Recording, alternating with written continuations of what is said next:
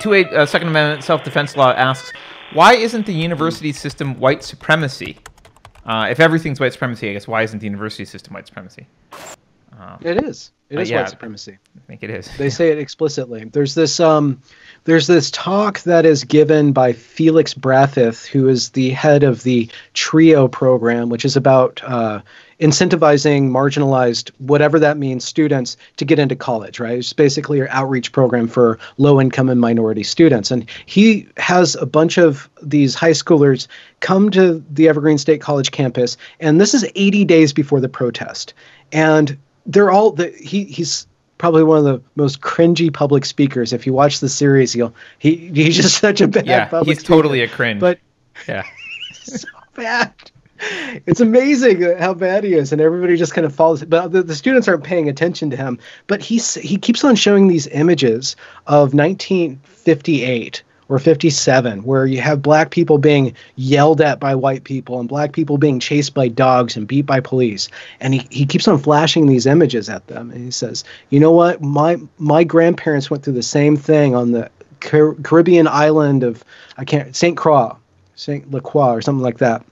And he said one day the queens of the island rose up and took it back. And just like those queens of the island, you have to resist this passive-aggressive bureaucracy that's doing the same thing that these dogs and police and white people were doing. And he's just putting it. And you see in the back of the freaking auditorium, there's a kid who ends up being one of the leaders of the protests. It's a direct tie between that. And so, yes, all of this structure is white supremacy, but as long as you aim it towards gaining resources, you don't have to be consistent. Like, the rules of consistency don't apply with regards to, does one statement hold true and harmonize with another statement? That whole logic thing, that you totally disregard it.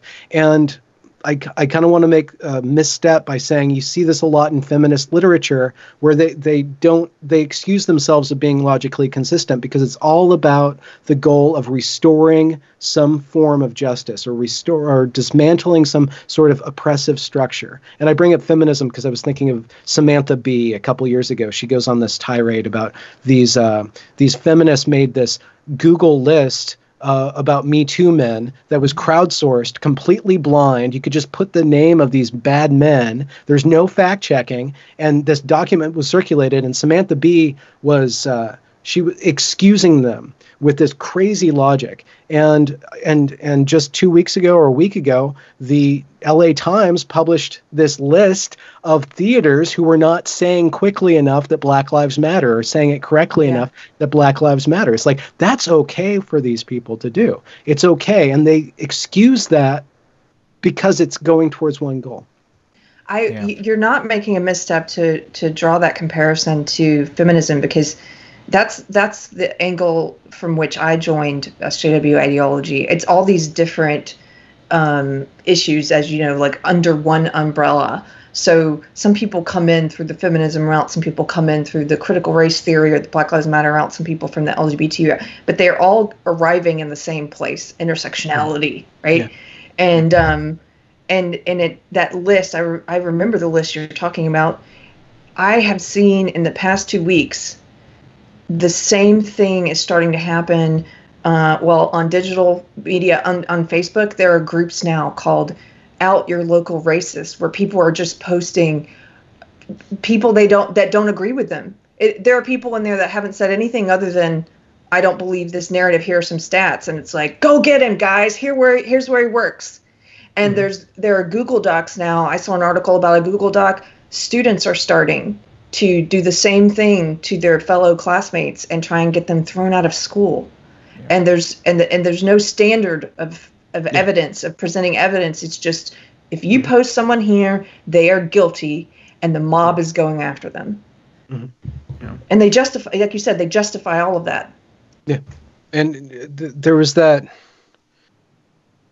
all these different things that were totally offensive 4 years ago are standard, and we were calling out. I was but there were people before me. Like, there was this calling out the social justice overreach and like, Gamergate and stuff like that. And it was kind of petty and mocking stuff. But the problem that you have with these ideas is that if everybody adopts this, everybody will, if you allow your group to do this, every group's going to do this. And you just, with the whole privilege game, with like let's inventory our privilege.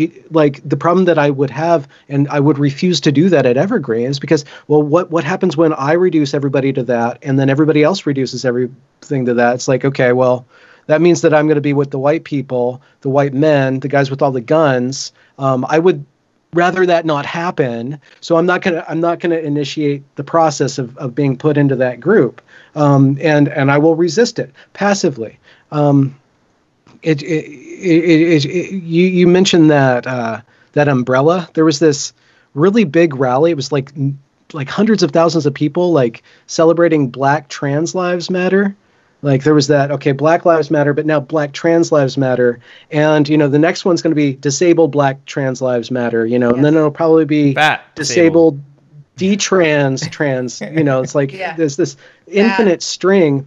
And the question that I have is that they're overplaying their hand, because once there are real issues with the Black community in America. I'm not arguing that. I could even say we need to have an outburst. We need people talking about this. I don't have a problem with that. But the way that they are extracting resources, once the Black community is done with that, then the Asian community is going to have to do that. And then the Latino community is going to have to do that. And then like the poor white people community. And not everybody can participate. Not everybody can do that.